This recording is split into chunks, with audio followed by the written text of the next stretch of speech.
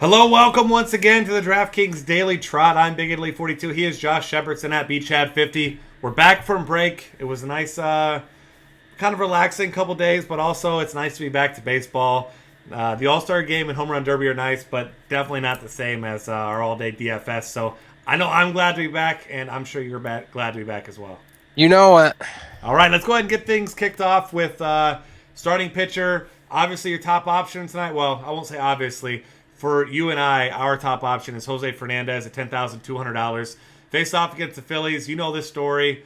30th in the league against right-handed pitching. Jose Fernandez starting to look like the Jose Fernandez we all know and love before his injury. Looked great against the Reds last time out. 6 hits over 7 innings. Once again, did not walk a batter. Had 9 Ks. He looks great. Not going to see a whole lot of resistance tonight from the Phillies. If not Jose Fernandez, it's going to be pretty easy to fit big guys in your lineup here that are on the mound. And Sonny Gray, biggest favorite on the board, coming off a very strong, complete game shutout 2-hitter against Cleveland right before the break with 6 Ks there. $9,600 for him. You were talking before the show, and I mean, it's hard to disagree. It's pretty easy to get both these top guys in because there's not a lot of cheap pitchers you feel good about tonight. No, and I'm surprised to see some of the price points on these hitters. We'll obviously be getting into them shortly, but on my cash games rosters, I'm going to be dropping in the top 2 most expensive pitchers, and I'm not going to be batting an eyelash doing it. Fernandez, you mentioned his great start against the Reds. He allowed 2 earned runs in his first inning of his first start back from Tommy John. He's allowed 1 in 12 innings since then. He's yet to walk a batter. He struck out more batters than innings pitched so far with 15 and 12 innings. This is the Jose of old. And yes, he's at 5 figures, but he's not priced like the Jose of old yet. I mean, Jose Fernandez pre-Tommy John would be priced around $12,000. He's at 10-2 right now. That's a discount. Take full advantage of it against the worst offense in baseball against righties this year. I love Sonny Gray against Twins, or another below-average offense against righties. He's at home, so he's pitching in very spacious O.co. And as you mentioned, he's the biggest betting favorite on the board, so I'm going to be rostering both. Pretty much beyond that, we're talking GPP arms for me. Tanaka's moderately interesting at home against Seattle. He did have a nice lengthy layoff because of the All-Star break, so if ever there's a time to use him, it's after these lengthy breaks. It seems like his velocity rises after he gets some extra rest, and that's big news because his velocity's been down lately, and he's been getting knocked around a bit. He did have a good start in his last one against Oakland, but his velocity's been on the decline. So not a bad GPP option. I'm still not entirely comfortable with it with that velocity slide since we know he is pitching through a torn UCL.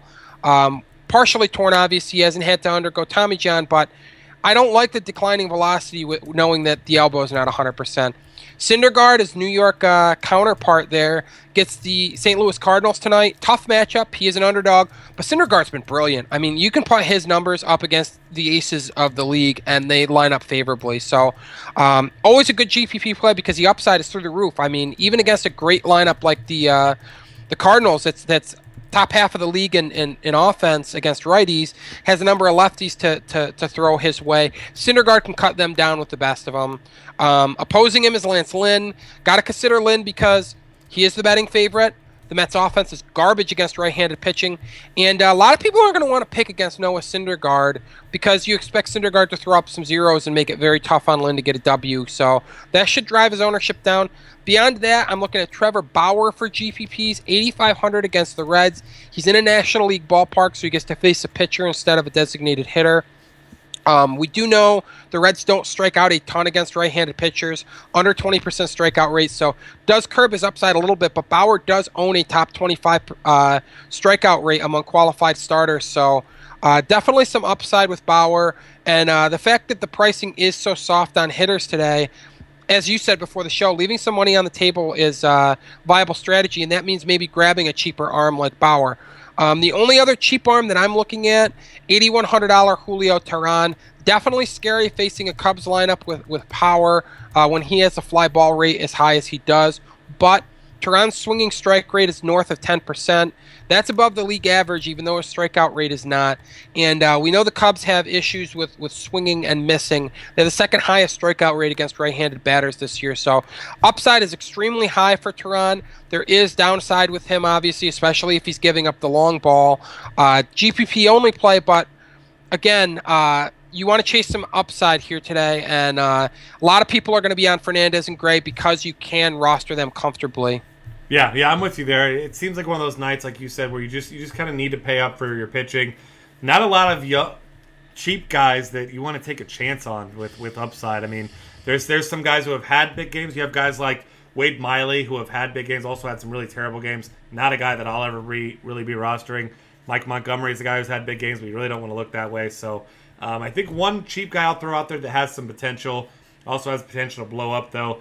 Drew Hutchison at $6,700 against Tampa Bay. It is in the Rogers Center though, which you don't like, but I mean we have seen him at times put up some big numbers. 3 starts ago against Texas, also at the Rogers Center, 5 2/3 with 8 Ks, and he actually has some pretty significant splits home and away. He actually has a 2.12 ERA at home and an 8.81 ERA on the road. So keep that in mind. It doesn't seem like it makes any sense. It's like the Jorge De La Rosa thing at Coors Field, but I mean he certainly has some upside there at that price. Pumping the fresh air into the Rogers Center and keeping Drew Hutchison alive and well, I think. Yeah, it's the casino air. It's like that stuff where you sit at the blackjack table and you just never want to get up. Yep. It's exactly like that. All right, moving on here to catcher. We've got a lot of options, of course. Buster Posey gets a lefty. Big-time upgrade as well to Chase Field against Robbie Ray, 4,100. Still seems too cheap for him. You got to like him tonight. One guy I really love, I know you like him as well. I'm sure once the Vegas home run props come out, his aren't going to be too bad either. Stephen Vogt at $3,200 against Irvin Santana. Santana's only made 2 starts, but he has already given up 4 long balls. Obviously, this being in Oakland, it's going to be less likely that you see a lot of home runs, but if I had to bet on one guy sitting 1 deep tonight, it's going to be Stephen Vogt. Yeah, that price tag, you would think that DraftKings has kind of just snoozed on the last year and a half of Stephen Vogt. I don't understand the pricing for him tonight. Go ahead and take advantage of that discount. It's probably the best price on any player across all positions, and I'm not exaggerating when I say that. $3,200 is a steal for him. He's priced like a scrub, and we know he's well above that. Derek Norris, the same price point, is an interesting pivot because he is the same price point as Stephen Vogt. Gets a lefty, gets Jorge De La Rosa away from Coors Field, which for Jorge De La Rosa is a bad thing. Does not pitch as well on the road as he does at home, at least as measured by FIP and XFIP and ERA. So the other catchers that I'm looking at are a little bit pricier, and again, these are GPP plays because they are pricier. They are likely to be lower owned than Stephen Vogt, who's going to have about 1,000,000% ownership tonight. We got Sal Perez at $3,900 against John Danks. They are playing a doubleheader, but I'd say the odds are good that Perez is in the lineup for the later game against the lefty, since Danks struggles so mightily against right-handed batters. 3,900 at U.S. Cellular Field, so Perez has got a little bit of a pick-me-up to the home run park factor there. And then John Jaso against Drew Hutchison at Rogers Center. Jaso, very good against right-handed pitchers. Put up good numbers as a member of the A's, playing in a pitcher-friendly ballpark for the last few years. Gets to travel on the road with his new club, the Rays, and I like that matchup at 3,900. Yeah, I'm with you there. I mean, those are all the main guys I'm looking at as well. Yep. For a big slate like this, I mean, there's a lot of guys in play, a lot of guys in really good spots that we all mentioned here. So definitely looking at these guys. First base options is going to be interesting tonight. Jose Abreu obviously is nursing an injury. Seems like he should be fine and back for today, but keep your eye on it just in case and make sure, because they are playing a doubleheader today. Maybe he sits out one of the 2 games. But tonight, I like Anthony Rizzo. Julio Teheran struggles with lefties. He's only $4,800 tonight. I like his big upside there. Paul Goldschmidt, if you want to be contrarian, we mentioned how we have a ton of salary to spend. $5,500 for probably the most consistent fantasy performer, averaging 11.3 fantasy points per game on DraftKings.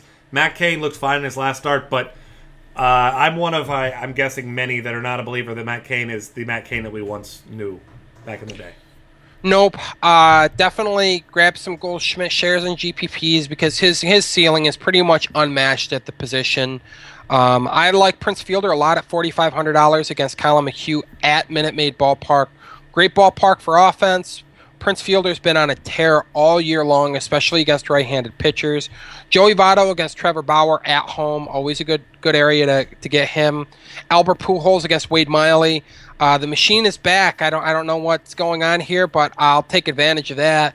And then one thing that I talked to you about before the show, interesting way to get some differentiation to your lineup is maybe grab a Buster Posey and Stephen Vogt combination and stick one at catcher and one at first base. You're saving salary, you're getting a unique lineup, and you're getting really nice platoon splits. And but getting back to guys that we haven't mentioned, one more name I'll throw out there: Brandon Moss against Mike Leake, $3,700 at Great American Ballpark. Really good price point for that kind of power at that ballpark. So definitely liking those names at first base. Yeah, definitely with you there. I think that especially Brandon Moss, like you mentioned, you can play him at first base or outfield.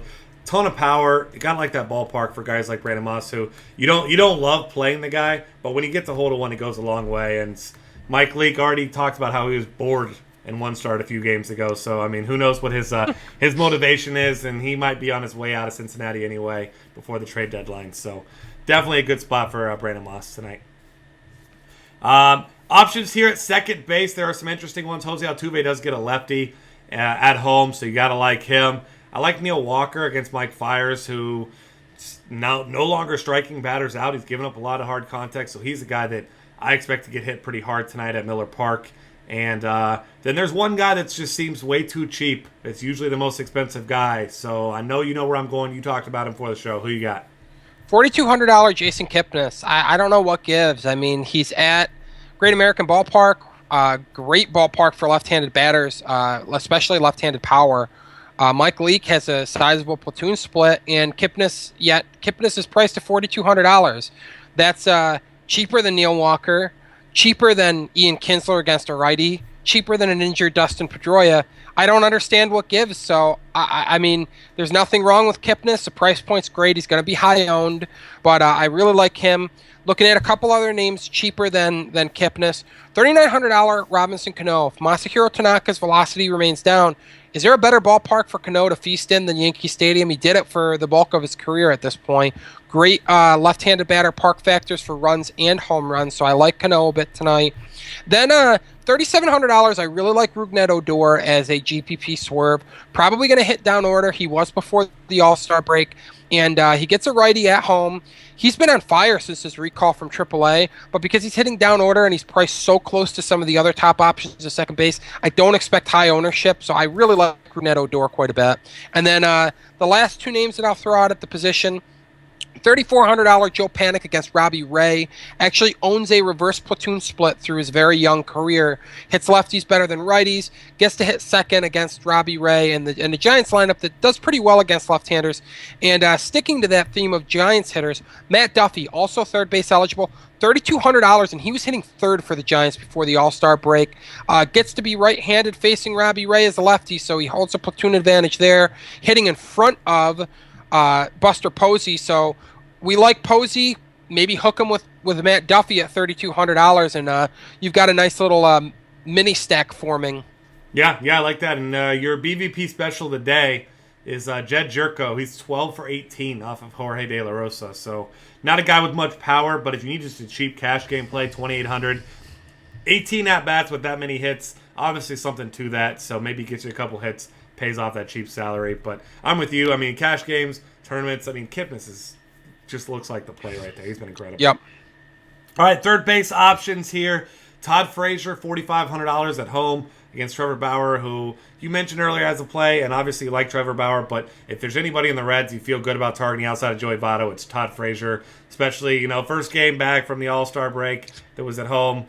He's got a ton of power, and when Bauer's bad, he's bad, so I like Frazier there. And I think you and I agree that another guy we really, really like, Chris Bryant against Julio Teheran, $4,400. Just seems too cheap for a guy that, once again, another guy who makes a lot of hard contacts, got a lot of power even in this ballpark. Yeah, a lot of power against a pitcher who's fly ball prone, so I definitely like Bryant a lot. Manny Machado, $3,900, another one of those baffling price tags tonight. Anibal Sanchez, when he's been bad this year, it's been a problem with giving up the long ball. Machado's got top shelf power, already has set a new career high in home runs in a single season. Gets to bat leadoff against Sanchez at Comerica Park, so I like him at $3,900 a lot. A guy that I like more at shortstop than third base, but I'll address him since he is listed with the third baseman. Xander Bogaerts at $4,000 against C.J. Wilson. Again, use him at shortstop as opposed to third base, but worth mentioning since he is priced right there. Hitting left-handed, pitching better than righties in his career. Wilson better against lefties than righties, so platoon advantage definitely lines up for Mr. Bogarts. And then I'll throw his name back out there one more time because he is third base eligible, and I really like the matchup in ballpark. $3,200 Matt Duffy from the Giants against Robbie Ray. Yeah, and I'll throw out a guy much like Xander Bogaerts, third base and shortstop eligible. Aiden Hechavarria, $3,000. Hits lefties pretty well and usually been batting second or third in the lineup when facing a lefty. So $3,000. A guy I'll probably be playing at shortstop, but if you want to swerve off the norm here, which you're going to need to do, especially if you're playing that big tournament tonight, then I don't think he's a bad option there. A guy that puts the ball in play a lot, and you got to like the lineup spot against the lefty as well. Yeah, and one more name that I really don't want to forget. I almost overlooked him. I glowed about him prior to the show. Kyle Seager for $3,700. Yankee Stadium. We know what that does for left-handed power. Great run factor or run park factor as well for lefties. So grab some Seager against Tanaka because, again, if that velocity is depressed, yes, the Mariners have not been a very good offense against right-handed pitching this year, but Kyle Seager is much better against righties and lefties, and Seager's been fine this year. Yeah, absolutely with you there. Shortstop options here. Hanley Ramirez gets a lefty. It is in Angel Stadium, so you don't love that, but as we know, he matches left-handed pitching. Troy Tulowitzki gets the home run prone. James Shields, not a guy you're playing in your cash games, but homer in his last game before the break, still just 10 on the season. But we've seen his recent production definitely much better than it was earlier in the season. A guy who we love to play in cash games, but he's kind of expensive for a guy with no power. Alcides Escobar at $4,200, going to be interesting. But right below him is the guy I know you really like that has a ton of upside. So who you got there? Carlos Correa. I mean, we've talked about it before on the podcast. That exit velocity off of the bat, man, he hits the ball extremely hard.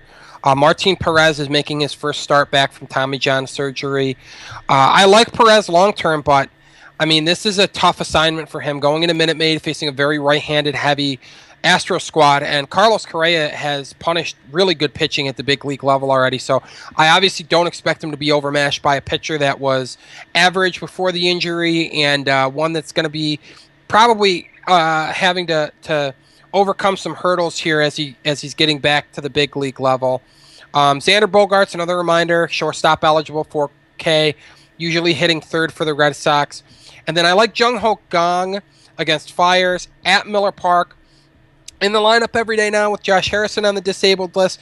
Typically hits fifth now that Starling Marte is healthy. But Miller Park really giving to all hitters, righties and lefties alike. And then speaking of giving ballparks, we've got Chase Field and Brandon Crawford. Crawford owns a sizable platoon split. And fun fact, according to WOBA and WRC+, Crawford's actually been better against lefties since the start of last year than teammate Buster Posey. So, gotta love Crawford against Robbie Ray for $3,500 at Chase Field. Yeah, big fan there. That's going to be a great GPP target tonight.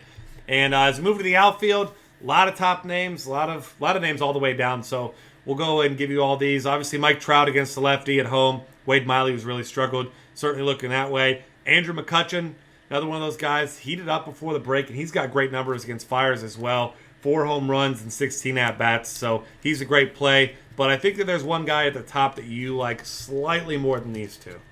Yeah, I mean, you can never really go wrong with McCutchen or Trout, but if I'm taking from that top three, the big three of young outfielders, I'm going Bryce Harper, and I'm paying the full $5,400 against Balsinger. Balsinger struggled with left-handed batters in his career, and Harper's absolutely murdering. He's murdering all pitchers this year, but he's especially devastating for right-handed pitchers to have to face. So I with all the soft pricing, you can get Harper on your roster. You can get Harper on a roster with Fernandez and Gray, which is ridiculous. We were building lineups before the show just to kind of prove a point. And I love Bryce Harper tonight. I think it's worth paying up. In GPPs, I don't mind Lorenzo Cain for $5,000. I think he's going to be under-owned because he's priced near so many elite options.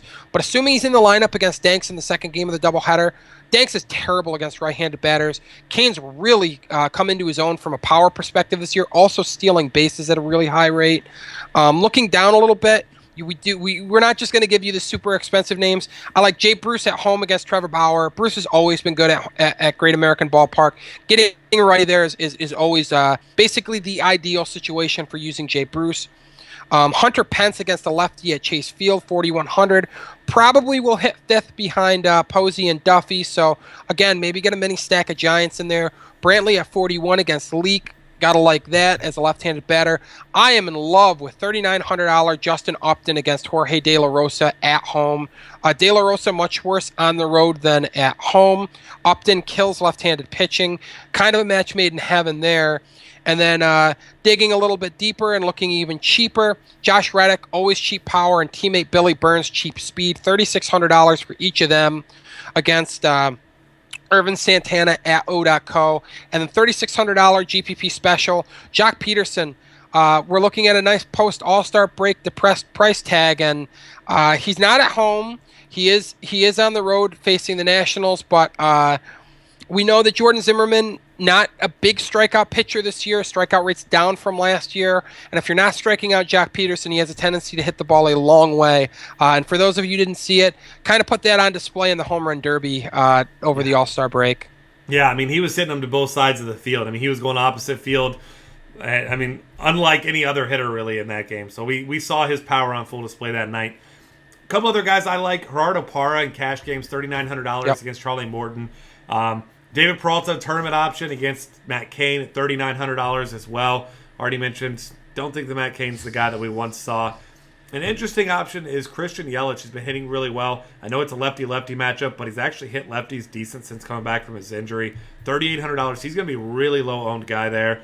Maybe get yourself a little mini stack because Miami, a lot of teams have a 4-run total today. I haven't seen a 4.5. Maybe that changes throughout the day, but Miami one of those teams with a 4-run total, so going to be a lower-owned kind of stack today because without Giancarlo Stanton, there's really no big names in that lineup. So I like that as an under-owned thing. And then you and I agree, our favorite cheap player, Justin Maxwell, $2,500 against the lefty at Chase Field. Gotta love him. And especially when you search for Max on here, he comes in at $11,000 cheaper than Max Scherzer. So you gotta like the discount there too. Yeah, he's the cheap Max of the bunch. So yeah. $2,500 again allows you so much wiggle room to get some of these other bats. You put him with Harper together, and your average salary is under $4,000 to roster the two of them. They check in collectively at $7,900. So affordable way to get Harper on your roster if you're looking for some salary relief. Yeah, and it's not even really a true punt because Maxwell is a really talented hitter against lefties too. So yep.